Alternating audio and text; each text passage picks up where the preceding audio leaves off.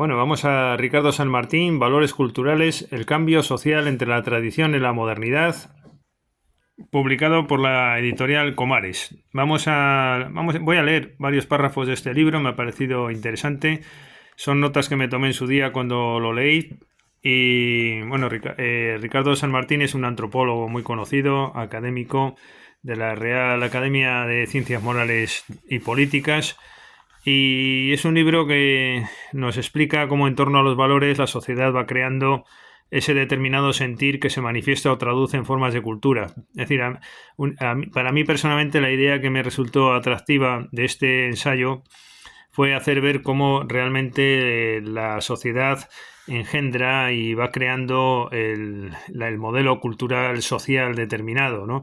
Esto viene un poco a cuento de todas estas teorías de la industria cultural que se impone al pueblo, que no decide ni realiza espontáneamente la cultura, y me sirve de testimonio pues para poner de manifiesto cómo desde el punto de vista de los antropólogos se pone en evidencia que la cultura es la que desarrolla la cultura activamente y no sometida a pautas exteriores.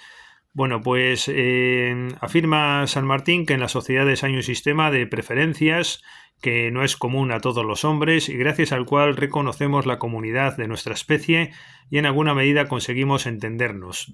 A muy grandes rasgos compartimos los valores, pese a que haya matices que pueden dar lugar a interpretaciones distintas. Y dice el autor: lo que normalmente se entiende por valores son modelos culturales de ciertos grandes principios morales de conducta, apreciados por quienes los comparten.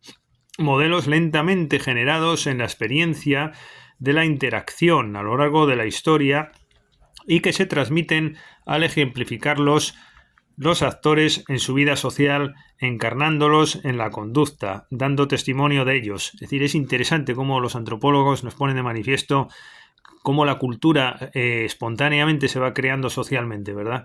Los modos de comportarse o las maneras de hacer las cosas disparan inmediatamente el juicio de los actores en cualquier campo de experiencia. La imagen o modelo del valor se encarna en conductas, desde cuya observación hemos de inferirlo.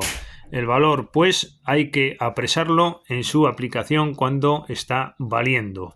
Y completa de esta manera: en la medida en que la vivencia primaria de la realidad cotidiana es a la vez vivencia del mundo y del sujeto, sujeto y mundo quedan recíprocamente preñados en una unidad viva, histórica, en la que el cambio del mundo cambia al sujeto, pero en la que también el cambio de sujeto altera el mundo, de modo que cualquier cambio es tanto un cambio del sujeto como de su mundo, sin que por ello deje de ser capaz de percibir una traducción sostenida de sus imágenes en la que pueda reconocer ese mínimo de continuidad que como identidad o como tradición le permite al actor rehacerse y rehacer un mundo con sentido. Si en este proceso vivo los valores no solo intervienen, sino que operan como instrumentos a los que se acude para vigilar la bondad de la traducción, tendremos que reconocer la importancia de su estudio.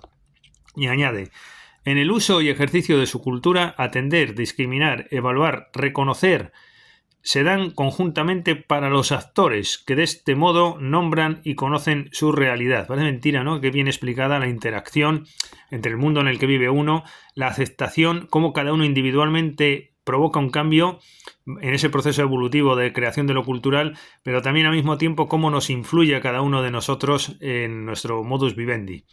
Precisamente por ser conjunta esa construcción cultural de su realidad, no siempre es fácil para las ciencias sociales distinguir, con sus técnicas cuantitativas tradicionales, los componentes cognitivos y evaluativos que nacen unidos en la vida social.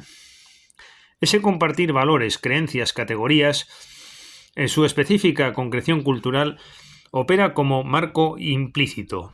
En él hay aspectos de la identidad colectiva. En él hallan su último y muy genérico fundamento. Aludir a la cultura compartida como fundamento de la identidad no implica desconocer la interna diversidad del grupo.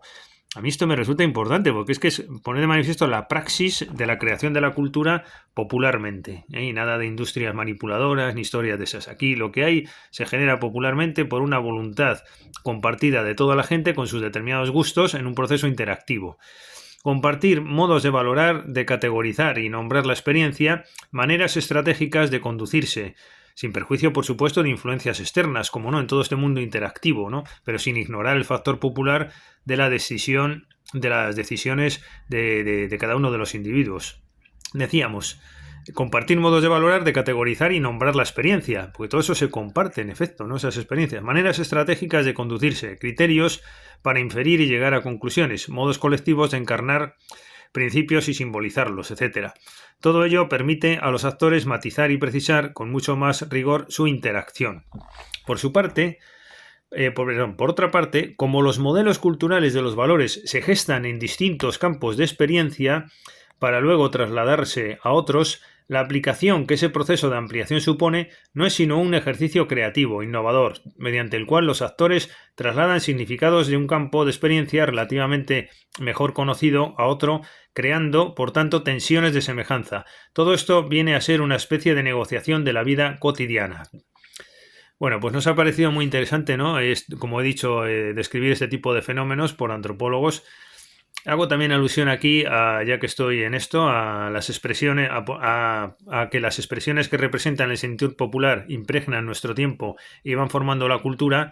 También a otro autor del cual hice ya un vídeo, que es José María Caravante, La suerte de la cultura, porque nos interesa destacar que la cultura es un conocimiento general que se transmite por una especie de ósmosis de un sujeto a otro, de una comunidad a quienes forman parte de ella. Interesante cómo, desde este punto de vista, se nos explica, lejos de fantasías y de ideologías de clases, cómo realmente se genera la cultura. Pues nada más y hasta la próxima.